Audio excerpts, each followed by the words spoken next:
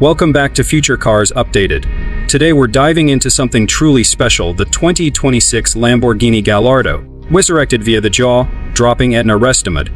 This isn't just a facelift or simple update, it's a reimagination, blending heritage and extreme performance. Let's talk exterior first. The Etna retains the classic silhouette of the Gallardo. The wedge proportions, low roofline, aggressive air intakes. But everything feels sharpened, modernized, more purposeful. Carbon fiber dominates the bodywork, the hood is vented. Side intakes are larger and more functional. And the rear features a ducktail spoiler and a prominent diffuser. The taillights are reworked into thinner LED strips. The car is also noticeably wider in stance. The track has been stretched by about 60 mm to give it a more planted, muscular look. The wheels are bespoke monoblocks, and the exhaust is centrally mounted with bold tips and titanium finish. All in, the visual presence is both familiar and radically new. Step inside, and you get a cockpit that fuses vintage emotion with modern tech. Expect carbon fiber trim everywhere: dashboard, center console, seat backs.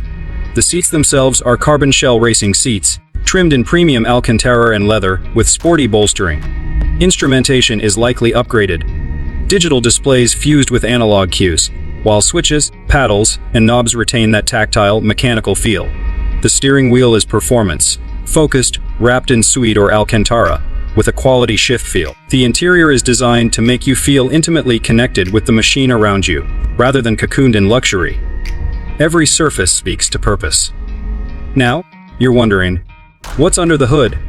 Performance is where this car really shines. The Etna moves away from the original Gallardo's odd-firing 5.2L V10, opting instead for a 5.0L even-firing V10 tuned to scream. The output is bumped significantly, over 590 HP in many sources. This engine spins up to 10,000 RPM, delivering a visceral high, revving soundtrack. The build also sheds weight. The Restomod efforts reduce mass by around 200 kg compared to the original Donner car. The transmission is a classic gated manual S in at least some units, or a high-quality E-gear automatic manual unit in others. On the chassis side, the suspension is heavily upgraded, drawing from track versions like the Gallardo Super Trofeo and GT3, plus stiffer springs, adaptive damping, and better aerodynamics to balance grip and agility. So what about price? This is not a mass production car. Only 77 units of the Etna Restomod will be made.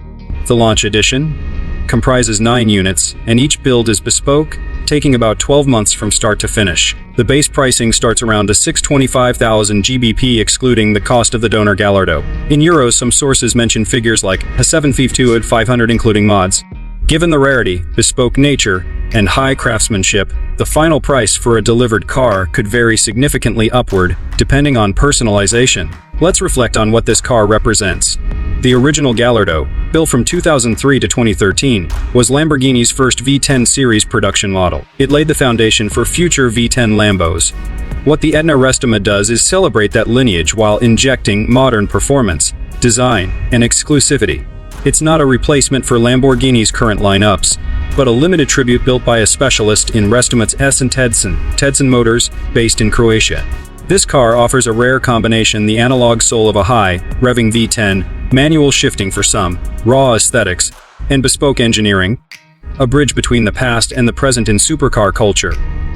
For collectors and enthusiasts, it's likely to become a modern classic, sought after for its exclusivity and emotional appeal. If you enjoyed this deep dive into the 2026 Lamborghini Gallardo Etna Restomod, make sure to hit like, subscribe, and ring that notification bell so you don't miss any of our future supercar reveals.